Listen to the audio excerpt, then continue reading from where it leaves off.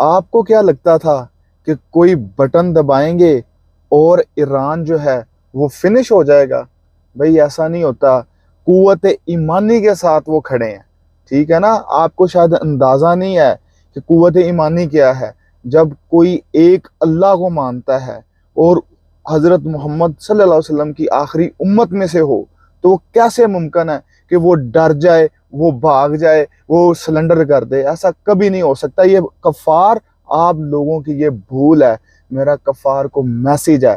آپ کو پتہ نہیں ہے کہ ہمارا جو ایمان ہے نا مسلمانوں کا، آپ کو شاید اندازہ نہیں ہے کہ ہم انبیاء کرام کو ماننے والے ہیں، ہم آسمانی جو 4 کتابیں ہم ان کو ماننے والے ہیں۔ آپ کو پتہ ہے ہم اہل بیت کے عاشق ہیں، ان کے پیروکار ہیں، اپنے نبی حضرت محمد صلی اللہ علیہ وسلم کے پیروکار ہیں، ہمیں جذبہ دیا گیا، ہم اسلام کے پیروکار ہیں۔ آپ یاد رکھیے گا میری بات، بڑے غور سے سن لے، ہمارے انبیاء کرام نے بڑے دکھ جھیلے ہیں کفار سے۔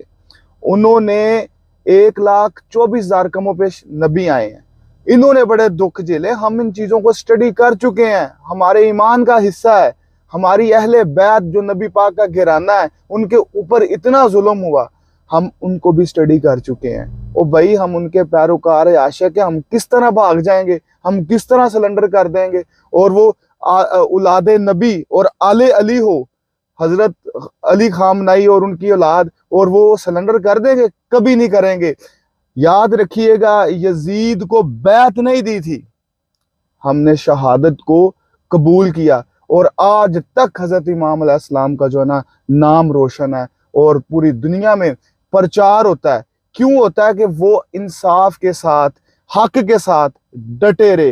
اور یاد رکھیے گا، آپ کی بھول ہے کہ آپ یہ سمجھتے ہیں کہ آپ ایران کو دبا دیں گے، ختم کر دیں گے۔ بھئی آپ ختم ہو سکتے ہیں، سچائی کبھی ختم نہیں ہوتی اور نہ ہو سکتی ہے۔ انشاءاللہ تعالی اللہ کے فضل و کرم سے ہماری دعائیں، ہمارا جذبہ ایران کے ساتھ ہے، اور انشاءاللہ تعالی ایران جو ہے وہ فتح پائے گا۔ اور ان کو منہ کی کھانی پڑے گی جو آئے دن بیانات دیتے ہیں، جی یہ فنش ہو گیا، اب ان کے پاس کچھ رہا نہیں ہے، ختم ہو گیا، سارا کچھ ہو گیا۔ اب ان کو منہ کی کھانی پڑے گی انشاءاللہ۔